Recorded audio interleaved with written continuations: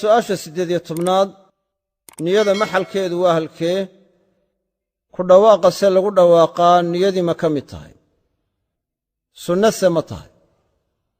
jawaabteedu waxay tahay niyada maxalkeedu niyada meesheedu waa qalbiga maxalluha alqalbu maxalka niyadu waa qalbigaa laga niyeeyaa ku dhawaaqa lagu dhawaaqayaana niyada kama mid aha laakiin fuqahada qaarkood waxay u jeclaysteen oo u istixbaabeen xaadirinta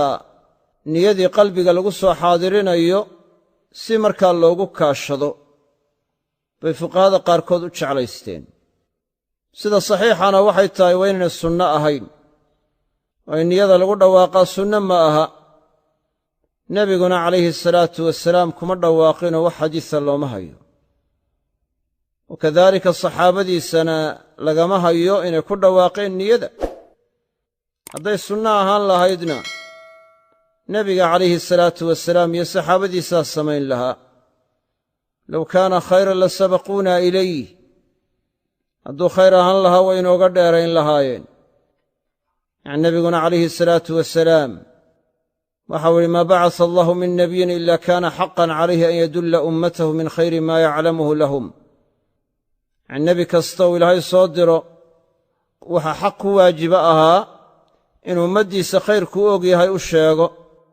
sharkuu og yahayna uga digo marka haddii arrinkaa khayr ku jiro ku dhawaaqa niyada lagu dhawaaqayo oo la odhanaayo nawaytu an asuuma hadan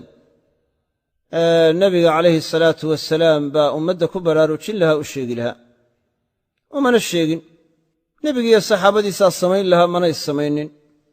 miday sameeyeen ma aha marka waxay noqonaysaa inay shay markaa waxa weeye sunnadii nebiga sala allahu alayh wasalam ee tarkiga ahayd inay khilaafsan tahay bay noqonaysa nebiguna calayhi salaatu wasalaam waxa uu sameeyey si ay sunno u tahay ayaa waxa uu ka tegeyna in laga tagaa ay markaa sunno u tahay waxa uu ka tegeyna in laga tagaa ay sunno u tahay sidaas aawadeed yacni markaa fadiilo ku jirta hadday jirto waa laynoo sheegi lahaa marka qalbiga in laga niyeeyaa ku filan saasayna sunnadu tahay wallaahu aclam